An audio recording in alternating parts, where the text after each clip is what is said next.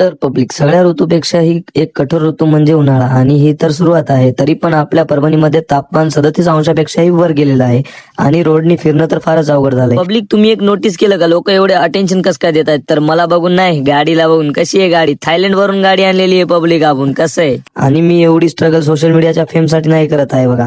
तरी पण आपले फॉलोअर्स वाढायचे तर कमीच होत आहेत. तुम्ही जर फॉलो नसेल केलं तर लवकरात लवकर फॉलो करून घ्या. परभणीतील धूळ आणि ऊन ही तर जणू काय परभणीची शानच झाली आहे बघा. आणि तुम्हाला तर माहितच आहे हा तुमच्या भावाला किती जोर आहे ब्लॉगिंग करायचा. तुम्हाला जर खरंच उन्हाळ्याची तहान लागली आहे तर तुम्ही पाणी बिलकुल पिऊ नका. तुम्ही घ्या उसाचा आरोग्यदायी रस.